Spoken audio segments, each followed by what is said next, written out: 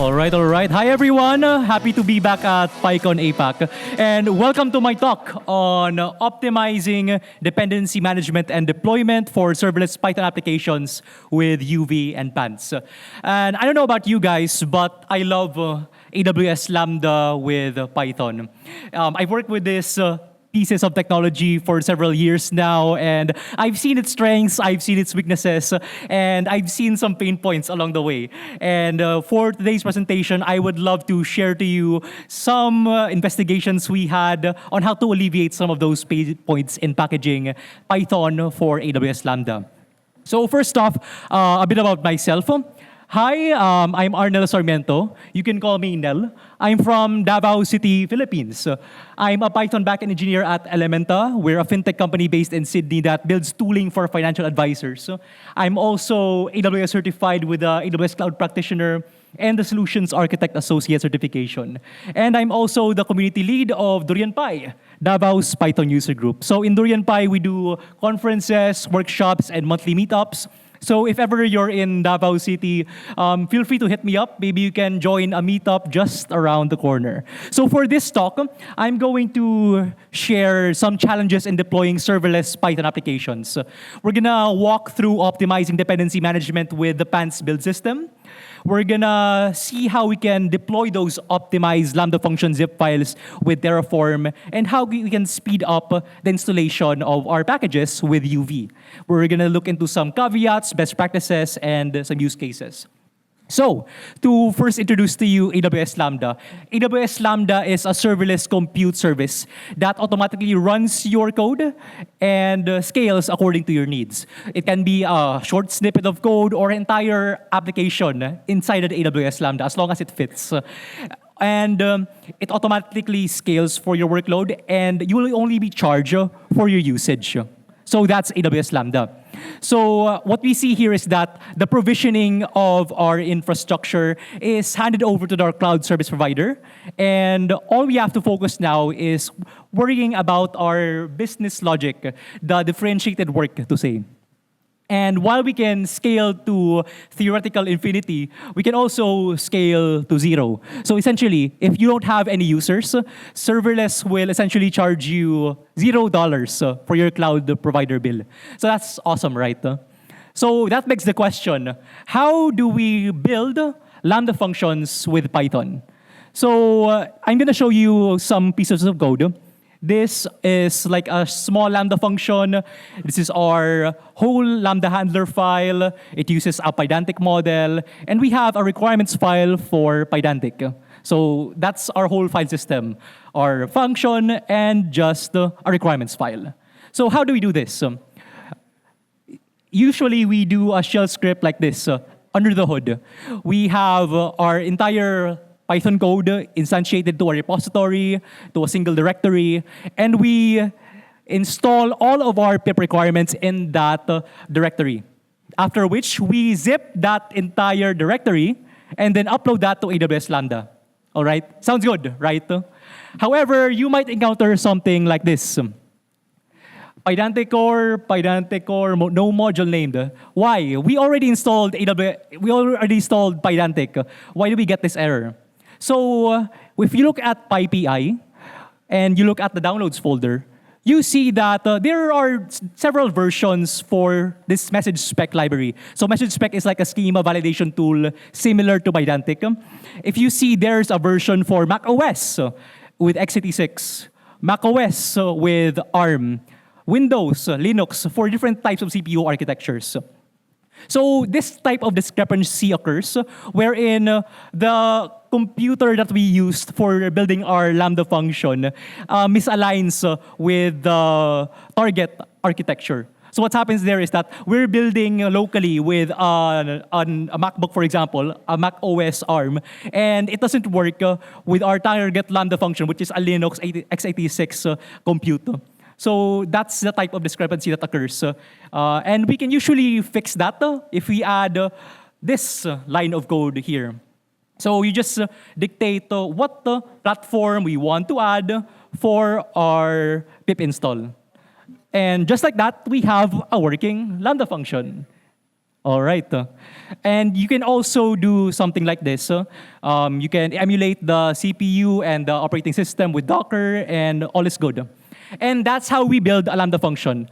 All of the current infrastructure as code tools, CDK, Terraform, SST, SAM, whatever it is, that is what happens under the hood. Just Python, pip install into directory, and you zip it and upload it to AWS Lambda. It's that. It's just like that. All right. So that's the current workflow. What's the problem? All right. Where does the pain points occur? So the pain points occur when we encounter things in multi-function projects. So for example, we have this function that has Pydantic as a dependency, and another function that has Pydantic and request as a dependency. So one really good way to manage the size of our Lambda functions is to have a separate requirements file for each Lambda function, just like that. However, there's this thing that occurs when you're dealing with dozens of Lambda functions needing their own requirements files. So you have to manage the requirements for each requirements file. Sometimes you forget, and sometimes you're shocked. Oh, why doesn't this work? Oh, I just forgot to put this requirement to the file. All right. So you really have to rely on human memory for this, which is not a really fun way to handle our dependencies. Another issue occurs when we're building our dependencies, our code artifacts, step by step. So in our infrastructure as code tools, each Lambda function dependency will be packaged one by one. One virtual machine will be instantiated, it will install that, and after it's installed, it will instantiate another virtual machine, even if you have the same exact requirements for each Lambda function requirement. So it takes a lot of time, especially when you have dozens of requirements files for dozens and dozens of Lambda functions. And it could take eternity, essentially. So that's two of the problems. Another one final problem that we can encounter, a few pain points, is code sharing. So let's say, for example, that you have two Lambda functions that want to share this piece of code, just a logger, essentially. So the most common best practice way to do it is upload that shared utility function into a private pip repository in, let's say, AWS code artifact. And then, since it's now in our private pip repository, we can just add it in the requirements file with pip install. But the same issue occurs. So, dozens of Lambda functions, dozens of requirement files, and step-by-step building. So that's the issue. So we've been looking for solutions. So we've been looking to how can we optimize this entire workflow. And some requirements that we want to take into account is it has to, number one, handle cross-platform. It has to be fast. The builds have to be fast to fix our problems. And it has to enable code sharing. So we explored a few solutions, and the one that we settled with is the Pants build system. So the Pants build system is a fast and scalable user-friendly build system for code bases of all sizes. It could be a monorepo, or it could be just a small repository. So one of the key features that I love about the Pants build system is, number one, it has dependency inference. What does that mean? It means that for each of your Lambda functions, each of the files in your handler, it will inspect the imports of those functions, and it will only include the files that are included in the imports in the overall artifact, the overall zip file. So you don't have to specify what files are included. It will infer that automatically for you. Another one is that it automatically handles cross-platform builds with PEX. It handles parallel builds and cache builds. So let's see that in action. So here's what Pants repository looks like. Lots of files. So let's break this down. First, we have our first Lambda function, which is just this one. We have a second Lambda function, which has requests and a shared models weather response model. So if we look into the shared models folder, that's where those models reside. That's where we pull them from. So we have that shared folder. And the main configuration component for Pants is this pants.toml file. So the important part of this is that we have the Python and AWS Lambda Python backend, which allows us to build Python Lambda functions to the build system. And here in the build file in our source directory, we have specified where does the Lambda function reside and what is the name of the Lambda function handler. So we specify those for each of our Lambda functions. And all we have to do is run pants package : So : means you package for the entire repository. So let's see that in action. So here, we run a pants package. And as you can see, it runs two functions in parallel.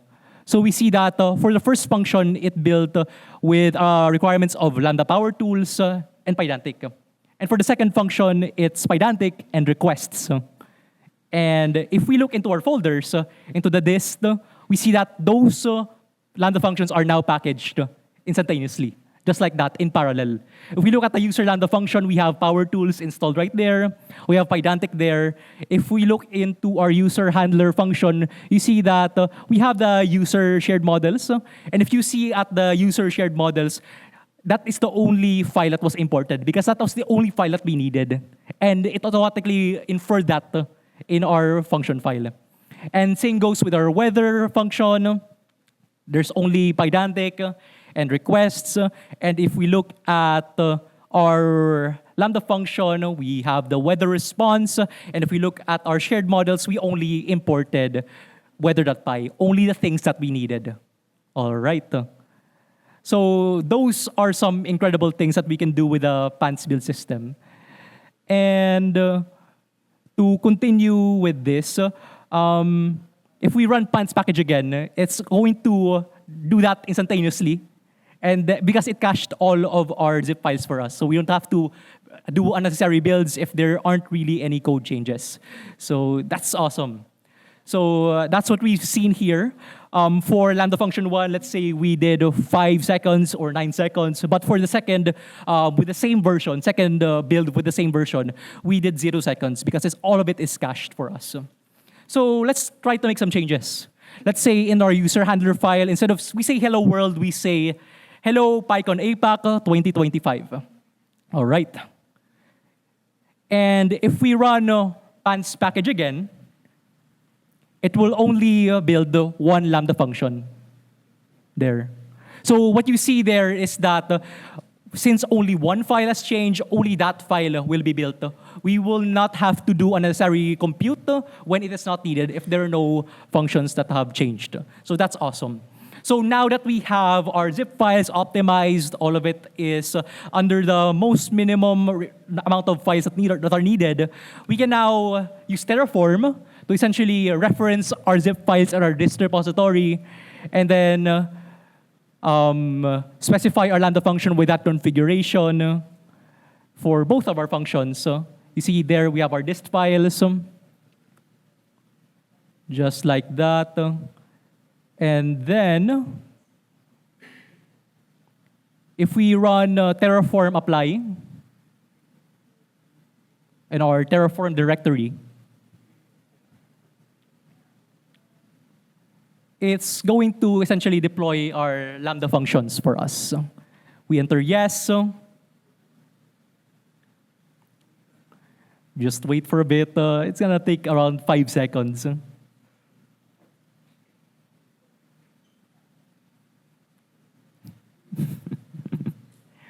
More than 5 seconds.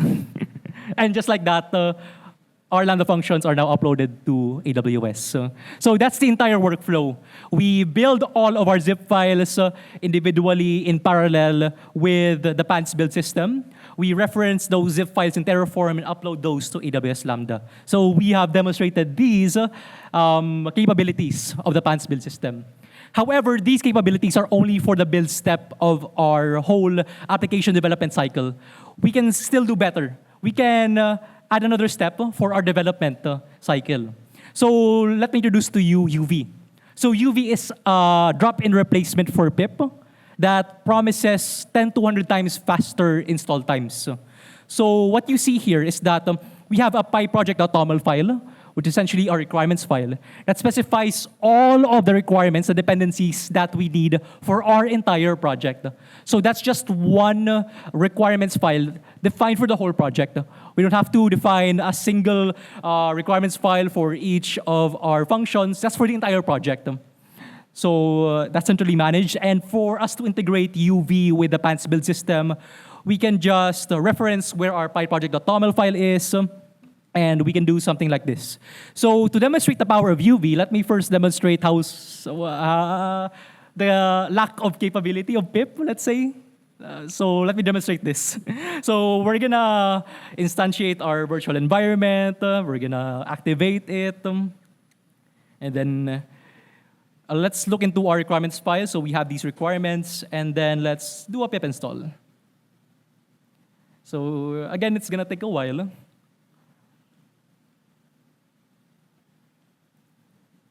So it's still looking at our cache directories. It's not even starting to download yet.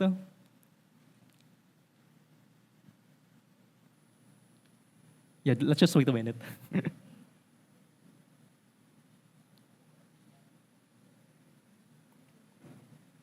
All right, so it's now starting to download.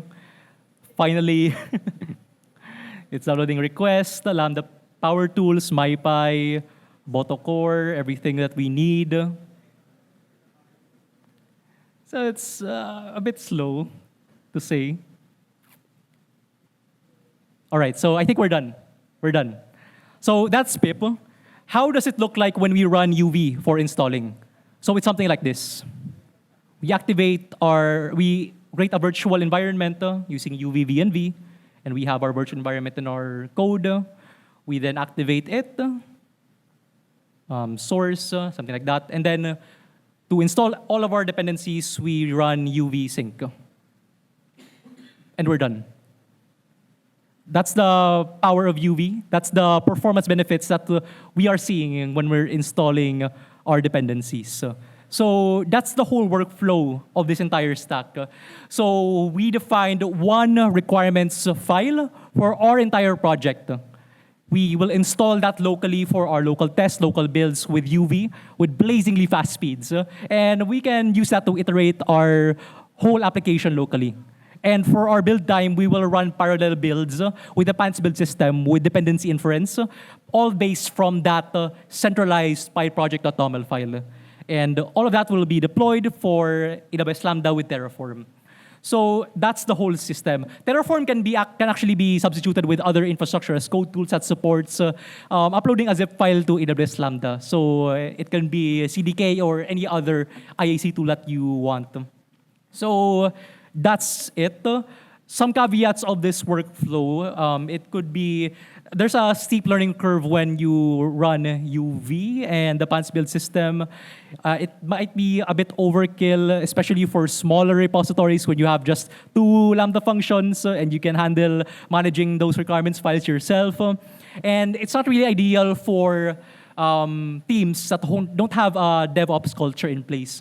So a team might not be used to build automation, testing, linting, things like that, and structured dependency management. So they might struggle in that regard when adopting this tech stack. By the way, I don't have a name for this whole stack yet, but I'm just going to propose pot. So yeah, let me know if you have any other suggestions. But yeah, that's pretty much it for my talk. Here are my socials. Feel free to reach out to me. Here's a QR code if you want to scan. And thank you. So I'll give you a few seconds to scan. My question is, how painful or what are the pain points if the Git repo has submodules? Sorry, can you repeat that? Using PANTS and UV, what's the pain points if you have submodules? Submodules. Yeah. You're asking what are the pain points with using PANTS? Yeah, with submodules. Oh yeah, so with PANTS, it's actually quite easy because the dependency management already handles that for us. So if ever we have submodules, the feature of PANTS will infer that, hey, we need this. Let's include this to our package. And all of that is automated for us already. So if the submodule portion is also, let's say, password protected by some, corporate overlord, that still be able to resolve within the build Yeah. It's included, but you have to put in the authentication for that beforehand. There's this documentation. There's already a mechanism for that in the documentation. How you can include the authentication for your packages, so your installs. But all of those will be inferred already, based on the imports. Thank you. Yeah. Wait lang, a volunteer slash Belize representative. I mentioned Belize kasi for us, we use poetry for package management because it's, based from what my boss is saying, it is more enterprise ready. And I think from like right now, it's still on sub 1, like V1 version, right? Still 0 point something. So, my question is in terms of its being adapted into an enterprise, environment. Since most of the concerns is, will it be scalable and would it be maintained and supported in the future? So yeah, that's just my question. So, would it be better? I know it's better because I also use it for personal use, but what would you say for those enterprise segment that still kind of doubts UV, as well as, I guess, Terraform as well, since there was like an issue before, like it was turned to an open source and then it was bought. So right now, kind of like a complicated, relationship with the community. And with Pants, this is my first time hearing it. So yeah, so it's just all right now very new, and you might need a lot of, you need a lot to prove to the enterprise segment that this could work in a production environment. Yeah. So I'm unpacking 2 questions there. One for the use case of UV for enterprise, right? And another is for Terraform. Yeah, so for UV, you're right. It's actually in its very early infancy stages. So if you see that for your use case, it can't really fit, I'd suggest sticking to what you have. Yeah, but if you see that, hey, developer can demonstrate can demonstrate a POC wherein UV can really accelerate all of your build times, sure. Go ahead. But right now, currently, when it comes to Lambda functions, UV doesn't have direct support for Lambda yet. So you have to convert your PyProject.toml file to a requirements file and just use pip for packaging. So doesn't really make a much difference when it comes to Lambda. For the current documentation of Lambda for UV, it's a custom runtime. So yeah, for your question on Terraform, just use what you're used to, I'd say. So in this case, I just used Terraform because it's what my current company use. But as I mentioned, you can just drop and replace it with other IEC tools that fits your use case. So yeah, it's more on specific to the type of enterprise that you have. Yeah. I'm Jerry, and I'm curious about the PANTS or UV system that you have. I don't really work in Python that much, but I have some experience in other programming language that require some build systems. Like we have CMake, we also have Meson build system. So I think it's pretty close to those. Yeah. But usually when I'm working on those, there are some situations where you have cross-platform, what you just said, right? Yeah. And then the question I have is, since you say that these dependencies are inferred, how would you do things like, what if you're using a package that is supposed to be from previous versions, or you want to use long-term support packages like from pip or something, or suppose that you have like different platforms that requires, environmental setup. How would you do that in the settings of, UV or PANTS? So I'm unpacking 3 types of questions there. One is for the versions of the package that you want. Another is for the platform. And the third is, what was it? Just those two na lang. Just those two. All right. So best practice, when you want to specify packages, you have to specify the version as well in your requirements file. So you don't run into any dependency issues just like that. When it comes to the CPU architecture, the platform, under the hood, it's all managed for us by PANS under the PEX project, if you're familiar with that. So PEX is this entire whole new technology brought by Twitter, I think, that compiles all of your dependencies according to the target platform into a single binary. So all of those dependencies are now in one file for you. So that's already handled for us. But let me mention a few of our edge cases. So there's two types of packages in Python, right? bdist and sdist. Yeah. So a wheel or something that you have to build for the platform that you're using. So if you want your target environment, sometimes a Python package requires a Linux binary for it to run first, installed in its own package environment. So in that case, you have to emulate it with Docker. You have no choice. So that's one edge case, but it's very few edge cases. Most of the Python packages that we see out there are wheels. Yeah. Thank you. Thank you very much for that question. Is there any? We have 1 minute left. Okay, one last question. Hello po, I'm John Kevin Ambraga. I just want to ask if UV does dependency resolution that faster than, let's say, poetry? Yes. Especially poetry. Yes. Thanks po. Yeah, so a bit of context for UV. It's built on Rust.